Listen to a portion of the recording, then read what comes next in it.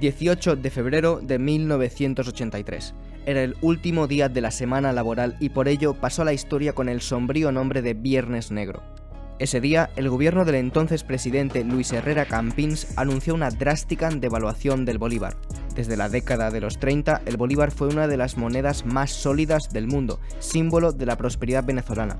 Una prosperidad que atrajo a inmigrantes a un país petrolero que se estaba desarrollando y ofrecía grandes oportunidades. El bolívar fue un referente de aquello que hizo a Venezuela un país envidiable en el siglo XX. El país del ascenso social, de las grandes obras de infraestructura, el país que atraía a inmigrantes de todos lados, que venció al paludismo y que casi liquidó al analfabetismo. Esa Venezuela se desvaneció como un espejismo el Viernes Negro.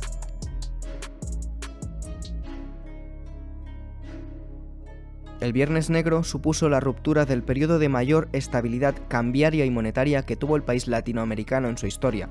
El 18 de febrero de 1983 culminó un largo ciclo de estabilidad económica que comenzó a inicios de los 60 y que con muy notables excepciones se caracterizó por el alto crecimiento y la baja inflación. Hasta ese día, el bolívar mantuvo una paridad fija de 4,3 por cada dólar estadounidense, que ya duraba una década. Pero a partir de ahí se impuso un control de divisas con 3 tipos de cambio, mediante el cual el gobierno adjudicaba las monedas extranjeras a los ciudadanos y a las empresas a determinado precio de acuerdo con el uso que les iban a dar.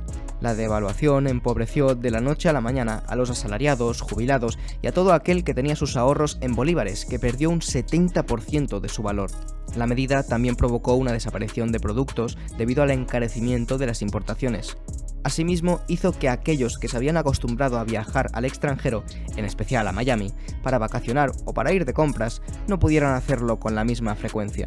Y es que a principios de los 80, unos 400.000 venezolanos, un 3% de la población en ese momento, iban anualmente al sur de Florida. Una vez ahí, muchos venezolanos tenían tanto dinero que de muchos productos pedían 2 y decían, «dame 2». De ahí la famosa frase «dame 2» para referirse a los venezolanos.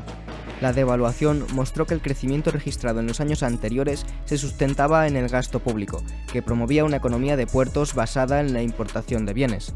Y es que las millonarias inversiones destinadas a diversificar el aparato productivo no habían conseguido su objetivo.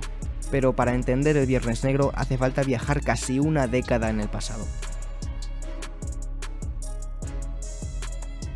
En 1976, el presidente Carlos Andrés Pérez ordenó la nacionalización del petróleo, lo que supuso una inyección de recursos para el Estado. A través de su proyecto de la Gran Venezuela se construyeron grandes infraestructuras y enormes complejos industriales estatales, algunos mal planificados y gerenciados. Se aumentó el aparato burocrático y el otorgamiento de subsidios a bienes básicos. Este movimiento se da en un contexto de precios altos del petróleo, debido principalmente a la guerra de Yom Kippur que enfrentó a Egipto y Siria contra Israel en 1973 y que provocó el embargo petrolero por parte de los países árabes a Occidente por su apoyo a Israel. Años más tarde hubo una segunda crisis petrolera que impactó a los precios, con la revolución islámica de Irán en 1979 y el inicio de la guerra entre Irak e Irán en 1980.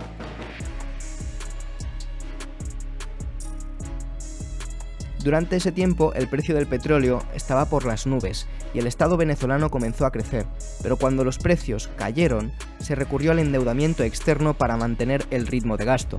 En el quinquenio de Pérez, la deuda externa se triplicó y se generó una situación fiscal muy comprometida.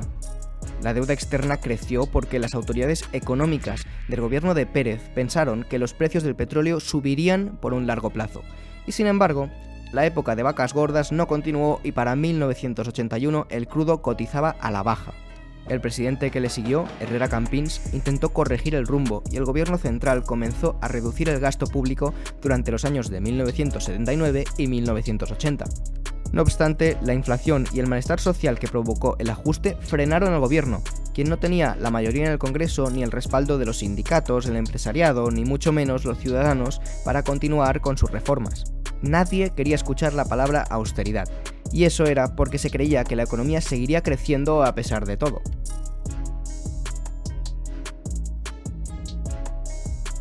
En esas, el gobierno simplemente aprovechó la bonanza petrolera provocada por la revolución islámica de Irán y la posterior guerra de este país con Irak para aplicar aquello que popularmente se conoce como correr la roca.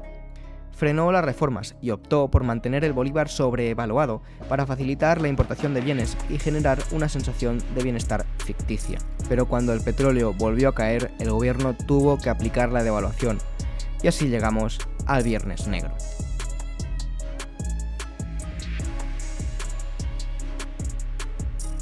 Por otra parte, la decisión de la Reserva Federal de Estados Unidos de elevar las tasas de interés hasta el 20% provocó una salida de capitales, que buscaban un mejor rendimiento en toda la región, incluida Venezuela, y elevaron el costo de la deuda. Para rematar, en agosto de 1982, México se declaró insolvente e hizo que toda la deuda latinoamericana fuera caracterizada como peligrosa y que se cerraran las líneas de crédito.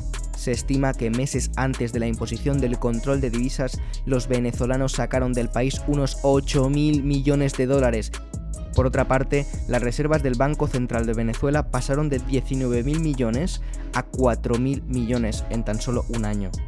Esa monumental salida de capitales hizo que el Banco Central de Venezuela no pudiera mantener el tipo de cambio y decidiera empezar a devaluar el bolívar ese fatídico 18 de febrero. El Viernes Negro ha quedado grabado en la mente de los venezolanos que lo vivieron. Esto a pesar de que desde el punto de vista económico, otros eventos como la crisis financiera de 1994, en la cual desaparecieron la mitad de los bancos que operaban en el país, o la hiperinflación de los años recientes han sido peores. Pero la Venezuela saudita acabó ese día de febrero de 1983.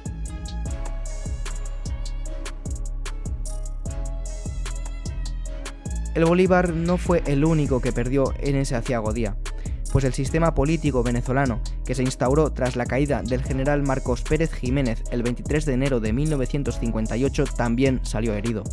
Hay que tener en cuenta que para 1979 el 60% de los venezolanos se podían considerar clase media, pero para 1999 solo lo era el 30%. Simplemente no es posible que un proceso de empobrecimiento tan grande no afecte a un régimen político, sobre todo cuando ese régimen se basa en la promesa de que vas a vivir mejor. La democracia venezolana fue popular porque la sociedad sentía que vivía mejor con ella, pero la historia nos ha demostrado que cuando el estado del bienestar se debilita, la democracia también lo hace. Estaré encantado de leer tu opinión en los comentarios.